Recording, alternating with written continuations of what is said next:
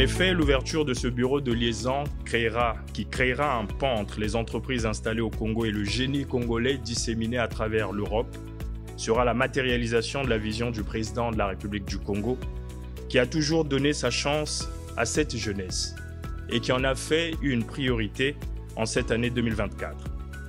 Il n'est donc un secret pour personne, mesdames, messieurs, distingués invités, que de dire à quel point le chef de l'État est profondément attaché à la jeunesse congolaise et à son bien-être, parce que conscient que celle-ci revêt une importance capitale. Nous sommes à Paris, dans le 6e arrondissement, et plus pratiquement dans la rue Scheffer.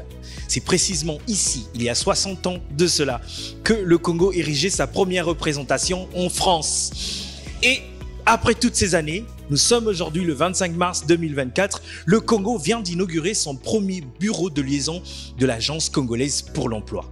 Un signal fort à destination de la diaspora qui a toujours émis le désir de pouvoir servir la nation, rentrer travailler également au niveau local.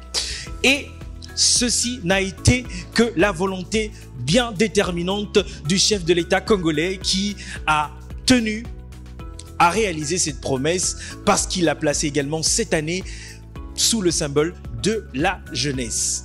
Oui, la jeunesse qui aujourd'hui représente un grand pourcentage de la population congolaise et bien évidemment au sein de la diaspora congolaise veut rentrer. Cette diaspora qui est formée, surqualifiée et diplômante également pourra désormais venir ici dans ce bureau de liaison pour pouvoir postuler au même titre que tous les Congolais au niveau local. Ça a été un événement riche en couleurs, riche également à travers les interventions, les avis et également les impressions. Je vous laisse découvrir le tout maintenant sur Caféine. Madame la ministre Lydia Mikolo, merci de nous avoir permis également de vous arracher quelques petits mots suite à l'inauguration également de ce bureau de liaison. Quelles sont vos premières impressions? Pour nous, ce ne sont pas les premières parce que nous suivons le ministre Hugo Lodélé dans ce projet depuis le début.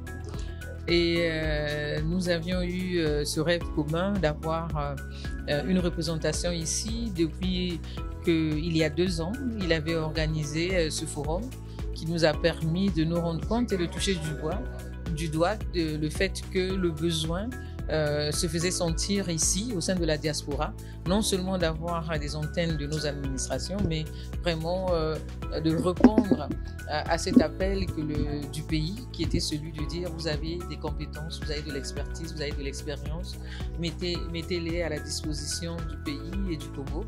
Et nous avons vu l'engouement de la diaspora congolaise et depuis nous rêvions d'avoir cette antenne, cette représentation ici, voilà. Les rêves, il n'y a que ceux qui rêvent qui réalisent. Tout à fait, effectivement. Je suppose qu'il y a un lien entre votre ministère et ce bureau de liaison. Comment est-ce que le travail va s'effectuer dans la pratique exactement? Ici, au niveau du bureau de l'Agence congolaise pour l'emploi, il va y avoir une antenne du ministère, une petite antenne du ministère des PME, mais particulièrement la direction générale des PME qui représente un peu tout l'écosystème, qui est le point d'entrée où vous trouvez toutes les informations sur l'écosystème entrepreneurial ou en tout cas d'accompagnement de l'entrepreneuriat au Congo. Vous allez avoir l'Agence congolaise pour la création des entreprises. L'Agence congolaise pour la création des entreprises va vous permettre de créer votre entreprise avant même d'arriver au Congo et de lever toutes les barrières, donc d'aller juste confirmer la création de votre entreprise au Congo. Vous pourrez être accompagné de bout en bout dès le départ. Et enfin, vous allez avoir le fonds d'impulsion, de garantie et d'accompagnement des très petites et moyennes entreprises qui sera également représenté ici avec toutes les informations, comment commencer déjà à solliciter l'accompagnement pour venir s'installer. Il ne faut pas oublier que depuis 2021, grâce au forum qui avait été organisé à l'époque, le FIGA a signé avec l'agence qui s'occupe de l'immigration ici, j'oublie son nom, l'OFI, pour accompagner les Congolais, les entrepreneurs congolais qui veulent rentrer au pays et s'installer. Donc, il y a des financements dédiés à cette couche de Congolais de la diaspora qui veulent donc venir investir au Congo. Et l'antenne qui sera ici va effectivement opérationnaliser ce partenariat. Est-ce qu'on peut parler de quotas? Est-ce qu'il y a un quota précis pour ceux de la diaspora également? Parce qu'au niveau du Congo, il y a un travail qui se fait avec les jeunes entrepreneurs. Est-ce qu'au niveau de la diaspora, il y a un quota où c'est totalement illimité? C'est ouvert, c'est ouvert. Ben, on ne peut pas limiter ceux qui veulent entreprendre. Au contraire, il n'y a jamais trop d'entrepreneurs, il n'y a jamais trop d'initiatives économiques. Non. Vous savez, une entité économique de créer une entreprise, c'est en général un minimum de 10 emplois, de 3 à 10 emplois. 10 chefs de famille qui vont nourrir 10 autres personnes chaque jour. C'est 100 personnes derrière. Donc on ne peut pas de limiter, non. Nous, notre volonté, au contraire, c'est d'attirer le maximum de Congolais de la diaspora. Certes, cette antenne pourra servir à d'autres nationalités qui veulent investir au Congo, mais notre cible première, ce sont les Congolais de la diaspora, les Congolais qui sont en Europe. Il y a un accent qui a été placé également sur la jeunesse, également un accent porté par le chef de l'État congolais, que vous êtes en train également de concrétiser. Je suppose qu'il y aura une belle opération des charmes aussi pour les jeunes de la diaspora congolaise en France et un peu partout. Tout à fait. Tous les programmes qui vont être lancés au bénéfice des jeunes et notamment des jeunes entrepreneurs concernent les jeunes Congolais de la diaspora. Vous avoir un jeune, une entreprise qui va permettre justement à travers l'antenne de l'Agence congolaise pour la création des entreprises, donc le guichet unique qui sera ici, qui va permettre aux Congolais de la diaspora qui sont dans la tranche d'âge requise, donc ceux qui peuvent se dire jeunes, de créer leur entreprise à moindre coût et avec des formalités réduites. Donc cela concernera également les Congolais de la diaspora. J'insiste, toutes les initiatives en faveur de la jeunesse congolaise incluent évidemment les Congolais de la diaspora. Si vous aviez un dernier mot pour ceux de la diaspora également qui sont peut-être hésitants, qui n'y croient pas, mais nous avons touché du doigt, ce serait lequel? C'est de leur dire mais venez au Congo. Il y a une expression des jeunes que j'aime beaucoup. Ils disent Kimonameso, donc venez vous-même faire le Saint Thomas. Donc vous-même vous venez voir, que personne ne vous le raconte, que ne vous le faites pas raconter, venez vous-même, touchez du doigt et mettez-nous à défi.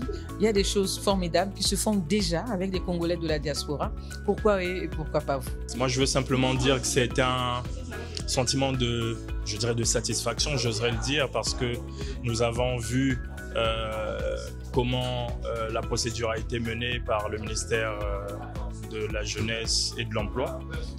C'est une suite logique après la rencontre d'Issy-les-Moulineaux, cette rencontre qui a permis aux jeunes Congolais de la diaspora, je dirais de toute l'Europe, de se rendre compte que le lien était effectivement né entre la République du Congo et l'Europe en matière d'emploi. Donc après cette première phase qui était celle d'Issy-les-Moulineaux, on se retrouve ici pour l'inauguration de ce bureau de liaison.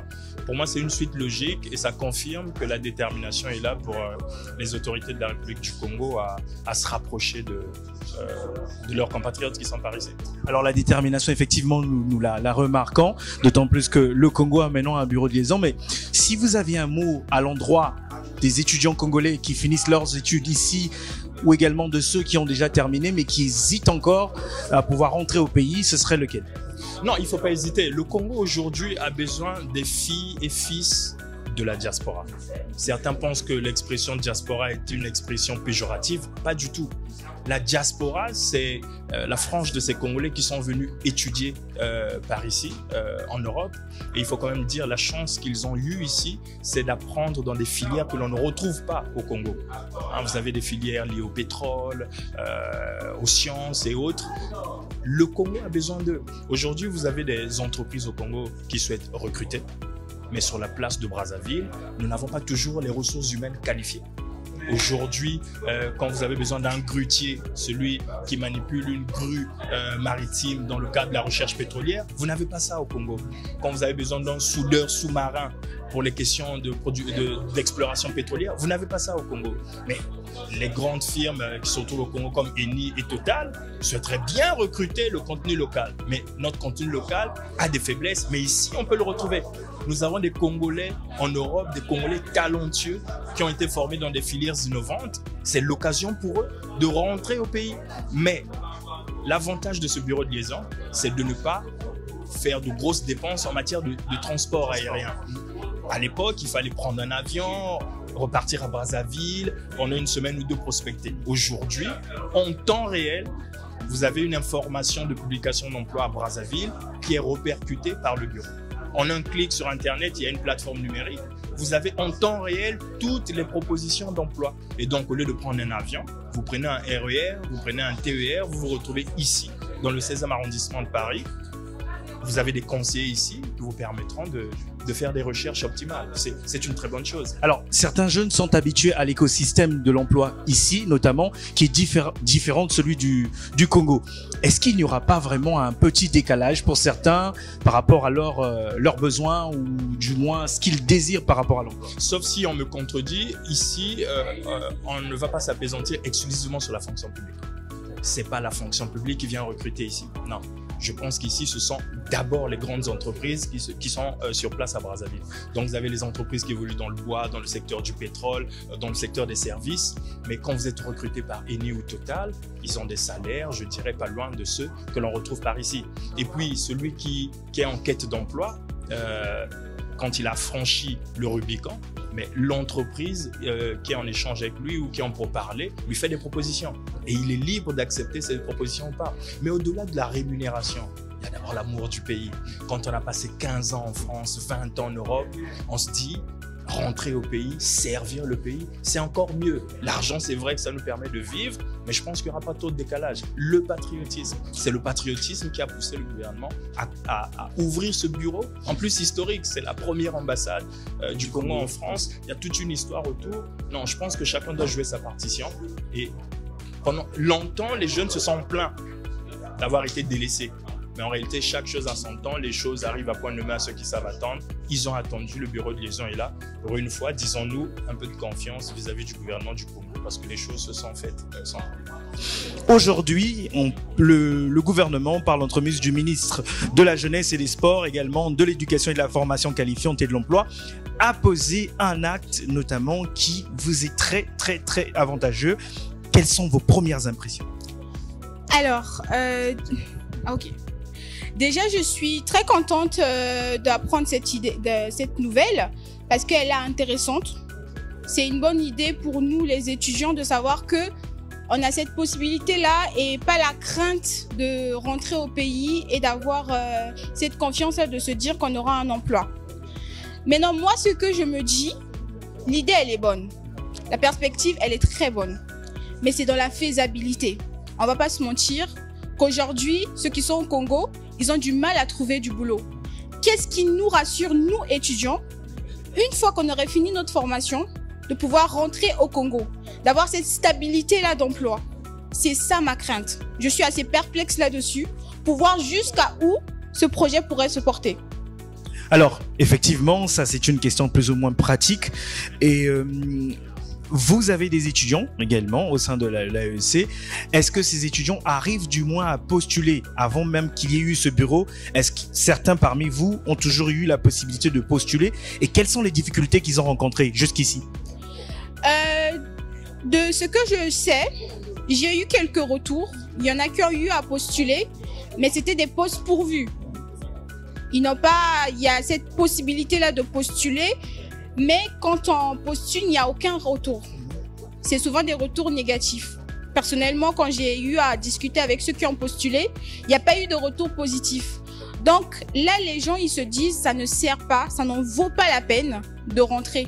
On préfère rester ici en ayant cette stabilité professionnelle plutôt que de rentrer, sachant qu'on va aller chômer comme les autres. Alors, vous êtes la présidente d'une jeune institution des étudiants congolais en France. Si vous aviez un mot pour encourager également cette initiative à l'endroit plutôt des étudiants congolais de France, ce serait lequel? Ce que je pourrais dire, c'est que nous sommes jeunes et on a le souci de réussir. Le gouvernement a mis en place cette perspective. C'est intéressant. Motivons-nous parce que le Congo a besoin de nous. La France, certes, est notre pays d'accueil, mais nous sommes appelés à rentrer. Donc, si et seulement si le projet porte le projet réussi, si je peux dire ça comme ça, nous, en tant qu'étudiants, serons très confiants de pouvoir rentrer et de mettre en place, mettre en pratique tout ce que nous avons acquis ici en France. Et l'AEC, c'est combien d'étudiants congolais en tout? En ce moment, nous sommes environ 400. Il faut savoir qu'il y a encore des étudiants ici en France qui n'ont pas connaissance de l'association. Donc, nous travaillons là-dessus pour pouvoir faire part qu'il y a une association des étudiants congolais qui existe. Et comment pensez-vous pouvoir accompagner également cette initiative en termes de sensibilisation et autres? Qu'est-ce que vous avez mis en place pour cela? Pour le moment, nous n'avons encore rien mis en place. Mais entre-temps, avec le bureau, nous discutons sur la question pour voir comment mettre en place et surtout motiver. Parce que on va pas se mentir que les étudiants ils sont perplexes de savoir si au Congo il n'y a pas de boulot, qu'est-ce qui nous rassure que nous on aura le boulot pour entrer. D'après vous, est-ce que les étudiants congolais sont vraiment motivés pour pouvoir rentrer au pays ou plutôt rester ici? Il y en a qui sont motivés de rentrer. Une grande majorité? Non. Je vais être franche avec vous, non. Parce qu'il n'y a pas de stabilité à rentrer, il n'y a pas de motivation à rentrer. Donc, nombreux préfèrent rester ici. Mais je trouve assez regrettable parce que le Congo a besoin de nous. Nous venons ici pour nous former, par la suite rentrer. Mais c'est là de savoir est-ce qu'on rentre avec une assurance ou pas. La présence du patronat a une grande signification. Est-ce que vous nous en dites un peu? Écoutez, il s'agit pour nous, à Unicongo, d'accompagner le ministère dans la création de ce bureau de liaison pour le rendre le plus opérationnel possible. Parce que le bureau de liaison va assurer le lien entre l'offre et la demande. Et l'offre, ce sont les membres d'Unicongo, ce sont les membres du patronat. Donc c'est important pour nous d'être en collaboration forte et en proximité avec le bureau. Et c'est pour ça que nous sommes présents aujourd'hui. Et du côté d'Unicongo, nous allons d'ailleurs désigner un point focal qui va travailler en permanence avec le bureau et qui va s'assurer que le bureau ne soit pas une lettre morte, mais qu'il soit quelque chose d'opérationnel et de concret. Alors le point focal n'est pas suffisant. Je suppose qu'on a besoin d'un accompagnement. Qu'est-ce que vous mettez en place pour pouvoir accompagner les jeunes entrepreneurs, notamment qui vont devoir passer par ce bureau de liaison? Le bureau de liaison ne va pas servir, à mon avis, pour les jeunes entrepreneurs, mais plutôt pour les jeunes en recherche d'emploi. Pour les jeunes en recherche d'emploi, nous sommes déjà en train de travailler avec nos adhérents sur l'identification des profils, les besoins qu'ils ont en congolisation des postes, pour des profils de haut niveau, des profils de cadre, afin que les demandeurs d'emploi qui viendraient de France et d'Europe plus largement ne soient pas déçus en ne trouvant peut-être que des offres d'emploi trop bas niveau. Donc on veut s'assurer de l'adéquation de l'offre et de la demande, que le niveau des postulants soit au niveau des offres. Une dernière question. Très souvent, en termes de recrutement entre ceux d'ici et ceux du pays, on parle souvent d'une adéquation ou d'une inadéquation en termes d'emploi, en termes de loi et également de rémunération. Est-ce que vous nous rassurez ici également que les jeunes qui seront recrutés ici auront à bénéficier des avantages évidents par rapport à la loi? Écoutez, la loi et la rémunération ne sont pas tout à fait liées. Il existe des conventions collectives qui définissent les barèmes de salaire au Congo comme dans tous les autres pays. Mais je dirais, on parlait d'offre et de demande tout à l'heure, le niveau de salaire dépend aussi de la qualité de l'offre. Si la personne qui présente son dossier auprès d'une entreprise est d'un niveau suffisant, a l'expérience à l'international suffisante, il n'y a aucune raison qu'on ne soit pas à des niveaux de salaire d'expatriés, moins bien évidemment tous les avantages en nature que les expatriés ont du fait d'être expatriés. Dans le cas d'un Congolais qui rentre dans son pays, il n'y aura que la partie salariale, mais une partie salariale qui sera bien au-dessus, je dirais, de la moyenne congolaise. Donc c'est peut-être ça qui peut effrayer les demandeurs d'emploi en Europe en se disant qu'on va venir sur des niveaux de salaire. Le niveau moyen de salaire au Congo, je pense qu'il est peut-être de 200 000, 150 000 même plus tôt. Et l'idée, ça n'est pas de faire venir des gens pour qu'ils reçoivent 200 ou 300 euros de salaire en rentrant au Congo. L'idée, on a des salaires moyens assez bas, on en est conscient. On a des salaires de cadres et d'expatriés assez hauts. Quelque part, c'est d'avoir un contrat local congolais pour RIPAT qui sera entre les deux, mais à un niveau qui sera arrangeant pour les RIPAT qui reviendraient, parce que sinon ils ne viendront pas. On n'attire pas les mouches avec du vinaigre, vous le savez bien. Tout à fait. Un dernier mot pour les jeunes étudiants congolais également qui vous suivront et qui passeront par ce bureau de liaison. Écoutez, moi je les encourage à intégrer le retour au Congo dans leur projet professionnel, bien que s'ils le peuvent, je les encouragerais d'abord à acquérir de l'expérience en France. S'ils peuvent travailler quelques années, mais c'est pas obligatoire, ils peuvent rentrer tout de suite aussi. Mais le fait de travailler quelques années va les ouvrir à d'autres horizons, va les ouvrir à des techniques managériales, à des approches managériales qui seront peut-être différentes de celles du Congo. Et ça leur permettra non seulement de venir avec des compétences académiques différentes que celles de ceux qui sont au Congo, mais en plus avec une expérience même courte professionnelle qui complétera leur future expérience au Congo. Quel serait le lien entre les ateliers citoyens du Congo et cette cérémonie? Ah, belle question. Écoutez, nous les ateliers citoyens du Congo, humblement, nous essayons de faire un pont entre les activités des Congolais hors du Congo et ceux qui sont encore restés au Congo même. Donc la CPE, je crois que c'est la mission qu'elle se donne, c'est de créer un lien entre les demandeurs d'emploi ici et les entreprises locales. Donc ça nous intéresse naturellement. Alors, comment est-ce que vous vous mobilisez déjà? Comment est-ce que vous comptez mobiliser ou sensibiliser autour de cette question également de ce bureau? Comment est-ce que vous pourrez vous l'approprier? Alors nous, déjà, on est en lien avec une association qui s'appelle l'Association des étudiants congolais de France. C'est un vivier dans lequel on puise beaucoup de nos membres aujourd'hui. Et je pense que c'est chez ces étudiants-là qu'il faut essayer de faire passer le mot. Des futurs diplômés qui voudront rentrer au pays peut-être pour certains. Donc je crois que c'est à ce niveau déjà que se fait la communication. Et ensuite, dans toute la diaspora congolaise, c'est important de venir voir ce qui se passe parce que des Congolais qui rentrent au pays, il y en a beaucoup. Mais autant qu'on passe par ce biais-là, la CPE, c'est sa mission. Maintenant, il faut que l'offre rencontre la demande et que les entreprises aussi localement soient sensibilisées. Les étudiants congolais n'ont pas souvent été habitués à être mobilisés pour rentrer au pays, il faut le dire, c'est la réalité. Il va falloir rebooster, remobiliser également. Comment est-ce que vous pensez convaincre ces jeunes? Je pense qu'il faut que la CPE ne reste pas sur cet événement qui est une réussite, qui a réuni du monde, mais sur la durée, il faudra communiquer, faire des portes ouvertes, inviter des acteurs de la société civile, nous comme d'autres qui agissent sur le terrain, et c'est à ce prix-là qu'on arrivera à sensibiliser et à mobiliser. Un dernier mot pour les étudiants qui vous suivent? Un dernier mot, alors n'hésitez pas à venir, la CPE se lance, donnons de la chance à cette structure qui est une structure nationale et j'exhorte tout le monde à être curieux, soyons curieux, venons voir ce qui s'y passe. On est très heureux d'être ici à Paris où il y a un véritable vivier, un vivier important de jeunes, où il y a un portefeuille de ressources humaines, de compétences, qui pourraient et qui vont, je l'espère, servir à occuper les emplois qui sont occupés en priorité par des étrangers au Congo.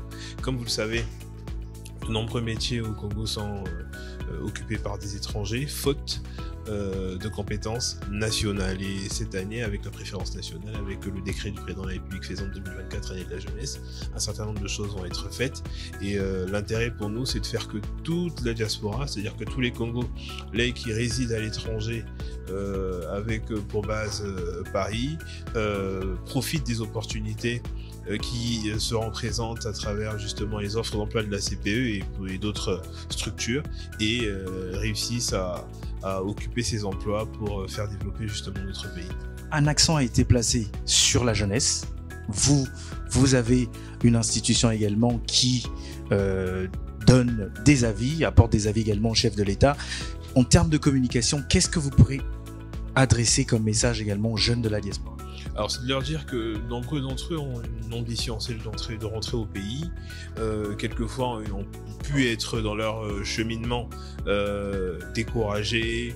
Ils ont, pour d'aucuns, peut-être même abandonné cette idée de rentrer. Nous pensons qu'à travers justement cette réponse qui est donnée aujourd'hui avec l'ouverture du bureau de la CPE Paris, ils peuvent naturellement se repositionner et puis venir contribuer véritablement au développement du pays parce que on en a tous besoin. Voilà. Comment est-ce qu'on fait pour vendre le Congo aux autres compatriotes? Alors on leur dit que le Congo c'est au cœur de l'Afrique, on leur dit que c'est un magnifique pays qui a un majestueux fleuve Congo, le deuxième le plus puissant du monde, qui a la rumba, qui a tout ce que vous imaginez, tout ce que vous pouvez imaginer. Donc oui, le Congo c'est une destination à visiter et c'est l'endroit où on peut s'épanouir. Voilà. On ne saurait parler de ce bureau de liaison sans pour autant toucher du doigt et concrètement à travers ceux-là même qui font l'entrepreneuriat au Congo. Et ce sont ces jeunes entrepreneurs que nous avons au sein de la diaspora. Nous avons un jeune Congolais de la diaspora, Monsieur Joël Manque. Vous êtes fashion designer, si je me trompe bien. Exactement. Alors, que faites-vous exactement? Pouvez-vous nous parler de votre entreprise? Écoutez, depuis 8 ans maintenant, mon rôle est de créer des émotions et surtout faire des créations qui font du bien. Beaucoup de personnes entreprennent dans le milieu de la fashion et du design, mais en arrivant en 2016, l'idée c'est de faire des créations qui accompagnent les autres vers un état désiré. Donc depuis 8 ans aujourd'hui, je confectionne des vêtements et des accessoires sur mesure pour accompagner les autres vers un état désiré et surtout créer des choses qui sont vraiment utiles. Alors, durant 8 ans, est-ce que vous avez eu quand même la possibilité de pouvoir vous rapprocher des autorités congolaises, tel que c'est le cas aujourd'hui? Non, parce que j'avais pas eu l'opportunité. Et puis entre-temps, j'ai aussi beaucoup travaillé à l'étranger, notamment beaucoup aux États-Unis et voire même aussi en Europe. J'avais pas les relations, j'avais pas les connexions et l'univers ne m'avait pas aussi permis de rencontrer des personnes. Et je pense que ce qui doit arriver. Et puis de fil en aiguille, j'ai pu faire des rencontres qui m'ont permis aujourd'hui de pouvoir rencontrer d'autres Congolais et surtout de constater que le Congo regorgeait de talents et qu'il était important de valoriser tout ça en peut-être créant des plateformes de talents où les gens pourraient se connecter, parce que je me sentais seul et aujourd'hui je me sens plus seul parce que je suis heureux de voir qu'il y a des gens qui entreprennent et qui font les choses bien autour de moi et c'est ce qui est inspirant. Et je suppose que ce bureau tombe à point nommé, effectivement, parce qu'on n'avait pas de bureau de liaison. Aujourd'hui, on a un bureau de liaison qui pourra vous permettre également d'effectuer toutes vos démarches également et d'être accompagné par la direction générale des petites et moyennes entreprises. Je suppose à travers le DGPM qui est ici. Qu'est-ce que cela vous fait de pouvoir rencontrer des jeunes entrepreneurs que vous n'avez pas encore rencontrés, au-delà de ceux qui sont au niveau local? Écoutez, comme vous venez de le dire, cela tombe à point nommé. Aujourd'hui, à peine l'ouverture, on découvre un jeune entrepreneur qui évolue dans un secteur qui est assez particulier, tout ce qui est design. Et donc voilà l'occasion de pouvoir identifier les perles pour pouvoir justement donner pour le goût de rentrer, mais aussi être un leitmotiv pour les entrepreneurs, notamment les jeunes en République du Congo. Et je suppose qu'il va avoir notamment une facilité de pouvoir les gérer depuis ici également. Bien. Non, puisque les conditions aujourd'hui sont réunies, nous avons ici au sein même tout l'écosystème entrepreneurial, notamment justement de l'idée du projet à la maturation du projet. Donc il n'y a aucune raison que cela ne se fasse pas comme vous le souhaitez. C'est aussi un message que vous transmettez à tous les autres jeunes entrepreneurs de la diaspora qui auront besoin d'être accompagnés notamment par votre direction. En effet, je pense que vous avez entendu tout à l'heure la ministre faire savoir que nous étions désormais disponibles à pouvoir encourager et promouvoir l'entrepreneuriat, notamment ceux de la diaspora évoluant en France. Merci beaucoup. Un dernier mot, en tout cas pour vous, vous qui êtes fashion designer, il y a de l'inspiration et des contenus au niveau du Congo et je suppose que vous êtes déjà très impatient de pouvoir vous en servir. Bien évidemment, je pense qu'aujourd'hui, il faut avoir conscience que tout le monde doit s'inspirer et tout le monde s'inspire. Et moi, ce que je me suis toujours dit, c'est que de ne pas oublier de rêver. Parce que comme je dis souvent, imaginer, c'est l'avoir déjà fait. Et une simple idée peut nous accompagner à de belles choses et que parfois les choses n'arrivent pas au hasard et qu'il faut être patient, il faut attendre son tour et continuer à donner surtout de l'amour dans ce qu'on fait. Merci beaucoup.